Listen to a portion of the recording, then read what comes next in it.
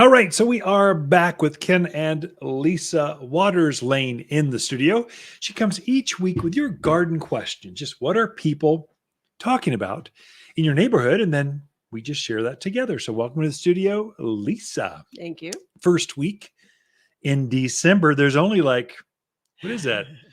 2-3 weeks until 3 weeks until Christmas. Three. Isn't that Short exciting? this year. Yeah. No, actually, there's one other day because retailers are really excited because there's one more day between the Friday after Thanksgiving and Christmas. So they're thinking Blockbuster for shopping. Did you go Black Friday shopping? I did online. Did you do Cyber Monday? No, I didn't. At some point, you kind of go, yeah, whatever. I don't care about saving $5. Did you do Giving Tuesday? I know. Isn't it nuts? It's just, it keeps going on and on. What I'm trying to do is delete all the text messages and emails and alerts saying you should be shopping with them, going, don't bother me. If I'm interested, I'll come find you. Don't try to find me. So I didn't ask to sign up. If I ask, that's fine. Right. There's some that I really go after, that I really follow, and some I don't care. Yeah. Anyway, I've got you all. You're all wrapped up. All the stockings are all done. Is that a pun? I'm all wrapped up. You are.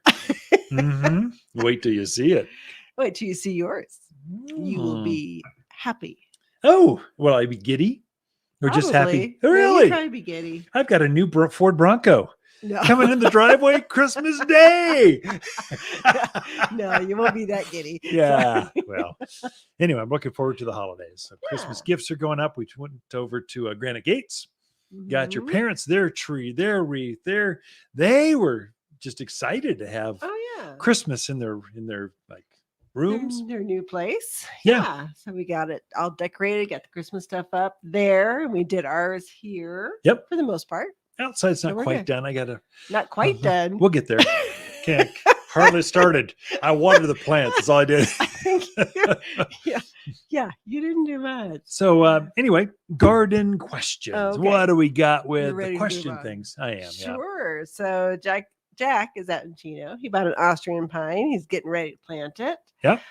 His question is, he pulled the bucket off and he realized it's wrapped in burlap. Yeah. Well, yeah. So how do you plant differently when you're planting a tree that is ball and burlap, which is what that is? Yep. How is that different from because you're not going to be scoring the root ball like you do with other trees? So what do you do?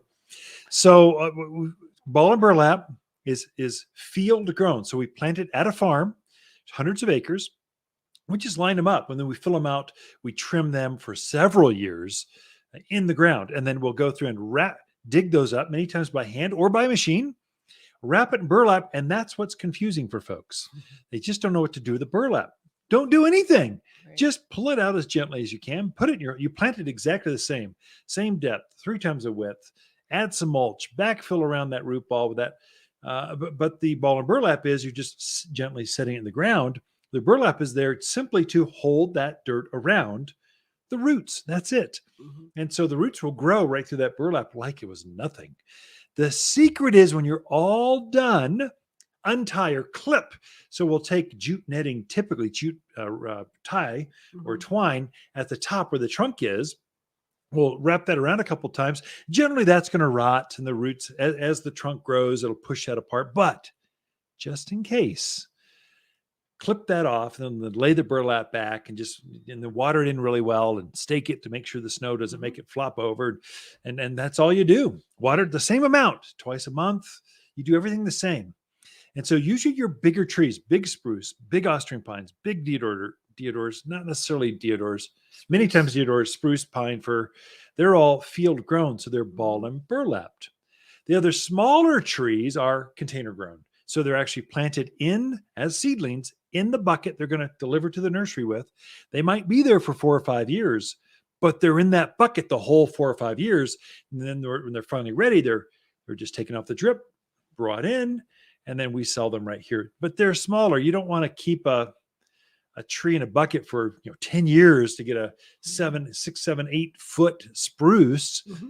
It's better to go in the ground. They get fuller and thicker that way. So that's why it's how do you get a better quality plant, in the ground or in the bucket? And we're choosing that method to display them. So anyway, that's the difference. Come in and see us. We'll give you a hand. We'll walk you through and show you what that's all about, Jack. Although he's already got an Austrian Chino Valley. Just plant it, Jack. Just plant it. You're good to go. Well, it is a little confusing. You Yeah. see that burlap sack Yeah. there. What do you do Right. with it? All right. Next question is from Grant. He's out in Prescott Valley. He's planning ahead. Yeah, Love right on, gardeners. Grant. They're always planning ahead. That's a gardener for you. So, new property next spring wants to put in fruit trees. So Yeah, his nice. question is, in this area, what are the most reliable fruit trees for giving you fruit? Right. So it can be tricky. Mhm. And you get all this garden content from all over the place, and none of it's right when you're doing a search. That's why you tuned into the Mountain Gardeners right here. Your friends, Ken and Lisa Lain, your backyard neighbors. Here's what we've done. It'll work for you too. The question is going to be: is Prescott Valley different than Prescott? Different than Chino? Different than Paulden? Different than Sedona? Different than Hillside, Skull Valley? We're all the same. You just don't want those desert varieties. There's certain varieties that need a lot of chill hours. They need a lot of cold before they start to erupt into bloom. Those are going to be your apples and pears are the most reliable because they take the most chill hours before they start to bloom. So they're the last ones to bloom and start to fruit in spring. So you're out of that risk of frost. The ones that are most likely, the first ones to start to bloom are apricots and nectarines, a few plums, but basically those varieties. They'll be about a month ahead of apples and pears. So you want the latest possible blooming of all the apricots. So that's Tilton's, Chinese apricots, Mormon apricots. Those are the better ones, frost and nectarines. Go with those. It's because they're more likely to fruit.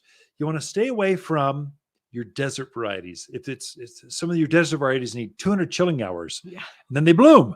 Well, that's great for the desert. Up here, 200 chilling hours, it's starting to bloom in January. You've got 3 months of frost. Guaranteed it won't damage the tree. It'll take the fruit.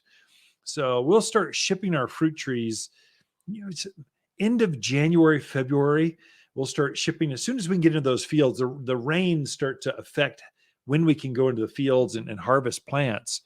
And so as soon as those tractors and the equipment can get in there without destroying the fields, we'll start. And that's usually January, definitely by Valentine's. We're starting to go full court press, fill the garden center up.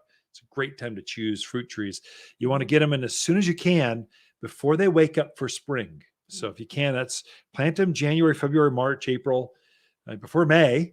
If you can, we're so mild, but if you can get them before they wake up, there's less transplant shock. That's so I guess going back to Grant's question, apples and pears most reliable, then peaches and cherries, then it would be plums, then it would be apricots and nectarines. There you go. There's the list. The varieties, there's too many to choose from. That was a long answer. Sorry. And we don't even have very many fruit trees. And not even good. Another month and a half. We'll have hundreds of fruit trees. But thinking ahead. That's awesome. I love That's what you gardeners. need They're to always do. optimistic. That's right. I'm trying to see if we have enough time. I can't. Got a minute. Go for it. One All more right. question. All right. This is from Linda. She says, my pines seem to be full of aphids. Yeah. Everything there is clear, sticky stuff everywhere. Basically, question is, do I need to spray? Just wait for cold. And then what should I spray with if I spray? Yeah, that's from Linda. Is that who that was? Linda. Hey, Linda. Yes, you need to spray. You've got bugs eating the life out of your plants. Of course. Don't wait. They'll suck the life. They'll cause tip damage. They'll affect your new growth for the buds. They'll affect next spring's growth. Pray for like 14-degree weather. That will obliterate them. But until then, spray them with sayonara, triple action. There's all kinds of stuff that soapy water. Don't just spray water. No. If you're going to take the time to spray, add something to that. I would actually use sayonara. The aphids are so bad on deodar cedars, all the pine trees. They're even getting on spruce, which is unheard of. Put some sayonara, which is a clear spray, but it has a repelling action. It kills the aphids, plus has a repelling action. So come see us and we'll get you honed in. But yes, if you got sticky, gooey, glossy needles and rocks, come see us. We can help you with that. This is serious. Don't let it go. Right. Ken and Lisa Lain, the Mountain Gardeners. Be right back right after this.